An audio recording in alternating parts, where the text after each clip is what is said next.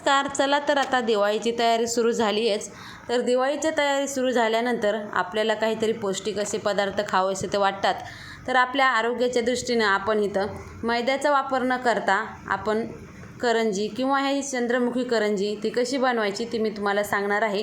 तर आपण हे चंद्रमुखी करंजी कशी बनवायची, त्याच्यासाठी काय साहित्य लागतं ते तर चला आता बघून घेऊया. ते तरी 1 वाटी मी रवा घेतला आहे. रवा हा बारीकच घ्या, जेणेकरून आपली करंजी छान अशी होईल. आणि रवा हा बारीकच घ्यायचा आहे. तुमच्याकडे जर मोठा रवा असेल तर तुम्ही तो मिक्सरला बारीक करून घेऊ शकता. इथं मी 2 चमचे तेलाचं मोहन टाकले. तेलाचं मोहनाऐवजी तुम्ही तुपाचं मोहन टाकलं तरी चालेल. आणि हे छान असं मिक्स आपल्याला रव्याच्या कणाकणाला हे मोहन लागलं पाहिजे, जेणेकरून आपली करंजी खुसखुशीत तर होईलच. तर चला हे सर्व मोहन आपण हे लावून घेऊया. छान लावल्यानंतर आपल्याला ह्याच्यामध्ये थोडं पाणी ॲड करून घ्यायचं आहे. आपल्याला थोडं पाणी ॲड करायचं आहे. फक्त आपल्याला इथं रवाच भिजून घ्यायचा आहे. आपल्याला रवा थोडं पाणी ॲड करून भिजून घ्यायचा आहे. आपल्याला रव्याचा कण हा असा भिजला पाहिजे, एवढंच आपल्याला पाणी त्यात ॲड करायचं आहे. कारण आपल्याला रवा हा मिक्सरला बारीक करून घ्यायचा आहे, जेणेकरून आपल्या रव्याचं हे मैद्यासारखेच टेक्स्चर येईल. त्याच्यामुळे आपल्याला हे रवा मिक्सरला बारीक करून घ्यायचा आहे. तुमच्याकडं तर 0 नंबरचा रवा असेल तर तुम्हाला तो बारीक करण्याची गरज नाही. हा रवा मीडियम आहे जरा, त्याच्यामुळे मी मिक्सरला बारीक करून घेतो आहे. पण शक्यतो तुम्ही रवा हा मिक्सरला बारीकच करून घ्या, जेणेकरून लाटताना हा कडक होण्याची शक्यता नाही. त्याच्यामुळे चला आपण हे मिक्सरला बारीक करून घेऊया. मिक्सरला बारीक कसा करायचा ते तुम्हाला सांगते मी. तर आपला हा रवा असा आपल्याला थोडं पाणी टाकून हे भिजून घ्यायचा आहे. भिजून घेतल्यानंतर आपल्याला हे मिक्सरला थोडं करूनच टाकून घ्यायचं आहे. आपल्याला फुल हे मिक्सर भरायचं नाही. फुल भरल्यानंतर आपल्या मिक्सरला लोड येण्याची शक्यता आहे. आपल्याला मिक्सर कमी जास्त करूनच फिरवायचं आहे. तर हे काढल्यानंतर बघू शकता आपला रवा कसा झाला आहे. सेम हा रवा आपल्याला मैद्यासारखाच होतो. त्यामुळं हा मिक्सरला नक्की ट्राय करा आणि मिक्सरमधून थोडं फिरून नक्की बघा. तर हा रवा आपला छान असा झाला आहे. तर आपल्याला हे 3 ते 4 तास आपल्याला रवा हा भिजून घ्यायचा आहे, जेणेकरून आपली करंजी ही छान झाली पाहिजे. कारण रवा असल्यामुळं करंजी आपली निबर होण्याची शक्यता आहे. त्याच्यामुळे आपल्याला हे 4 ते 5 तास तुम्ही नक्की भिजून ठेवा. आपण हे 4 ते 5 तास भिजवायला ठेवूया. आता सारणाची तयारी करून घेऊया.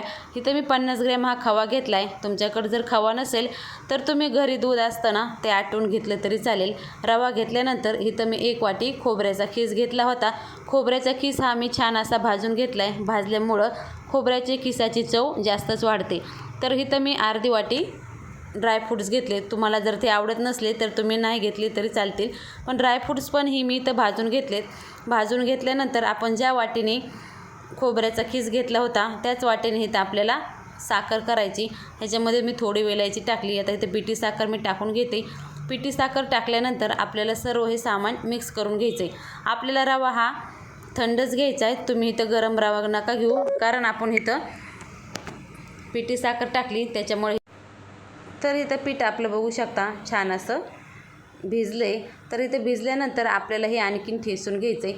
आपण इथं ठोंब्याचा वापर करीत आहोत. ठोंब्याच्या साह्याने आपल्याला हे छान असं बारीक करून घ्यायचं आहे, जेणेकरून आपलं पीठ आहे ना मैद्याच्या आकाराचं होईल. आणि आपल्याला हे छान असं 5 ते 10 मिनटं असंच ठेसून घ्यायचं आहे, जेणेकरून आपलं पीठ हे एकजीव होईल आणि त्याची करंजी पण छान अशी होईल. 5 मिनटं ठेसल्यानंतर आपला गोळा कसा मऊ झाला आहे. तर आपल्याला ह्या स्टेजपर्यंत आपल्याला पीठ छान असं ठेसून घ्यायचं होतं. तर आपली मी पूर्ण अशी एक चपातीच लाटून घेते. आणि मला इथं एकाच आकाराच्या करंज्या करायच्यात, त्याच्यामुळे मी पूर्ण असं चपातीसारखं लाटून घेणार आहे. तुम्हाला जर नसेल लाटायचं तुम्ही छोटे गोळे करून ह्याची करंज्या पण करू शकता. तर मी पूर्ण असं चपातीसाठी लाटून घेणार आहे. आणि आपल्याला हे जास्त जाड पण नाही आणि जास्त पातळ पण लाटायचं नाही, मिडियम साईजचं आपल्याला हे लाटून घ्यायचं आहे. तर आता हे मी 1 वाटी घेतली. वाटीच्या सहाय्याने आपल्याला हे गोल असं एका साईजच्या करून घ्यायचं आहे. तर आपल्याला हे घेतल्यानंतर आपल्या तळ हातावर घ्यायचं आहे आणि त्याला चहू बाजूने आपल्याला इथं पाणी ॲड करायचं आहे. कारण आपलं हे रव्याचं असल्यामुळं ते तेलात गेल्यानंतर सुटण्याची शक्यता आहे. तर आपण हे थोडं पाणी लावल्यानंतर आपल्या ह्याच्यामध्ये सारण भरून घ्यायचे. सारण भरल्यानंतर आपल्याला त्याच्या कडा हा पॅक अशा दाबून घ्यायच्यात, जेणेकरून ते आपल्या तेलात सुटणार नाही आणि आपली करंजी पण फुटणार नाही. तर आपण हे छान असं कडा दाबून घेतल्यानंतर तुम्ही बघू शकता थोडं आपल्याला ते लांबवायचं आहे, कारण आपल्याला तर चंपाकळी बनवायची ना, त्याच्यामुळे थोडी साईज त्याची लांबलीच पाहिजे. तर आपण ही बघू शकता मी कसे करते. तर तुम्ही आपले नख आहे ना त्याच्यामध्ये असं दाबायचं आहे आणि आपल्याला त्याला आकार द्यायचा आहे, कळीसारखा आकार द्यायचा आहे. तर तुम्ही अशीच ही करंजी बनवा आणि चंपाकळी करंजी खूपच छान लागते. तर तुम्ही चंपाकळी करंजी नक्की ट्राय करा. तर तुम्हाला मी दाखविते, जवळून दाखविते. तर आपली ही करंजी छान झाली आहे. तर आपण ही सर्व करंज्या अशाच करून घेणार आहोत. तर चला आता आपण सर्व करंज्या करून घेऊयात. आपले सर्व करंज्या करून झाल्यात. आता तर तेल आपण ठेवलं आहे. तेलामध्ये आपण करंजी टाकली. आपल्याला तेलाचं टेम्परेचर हे नॉर्मलच ठेवायचं आहे. जास्त आपल्याला गरम पण नाही आणि जास्त स्लोवर पण आपल्याला ही करंजी भाजायची नाही. मीडियम गॅसवर आपल्याला ही करंजी भाजून घ्यायची, जेणेकरून आपली करंजी वरून करपणार नाही. तर आपल्याला ह्या पांढऱ्याच आकाराच्या करंज्या ठेवायच्यात. तुम्हाला जर ह्याचा कलर थोडा आणि जास्त पाहिजे असेल तर तुम्ही ह्याला 5 मिनिटांनी तेलामध्ये ठेवू शकता. तर मी जरा पांढऱ्याच ह्याच्या काढणार आहेत.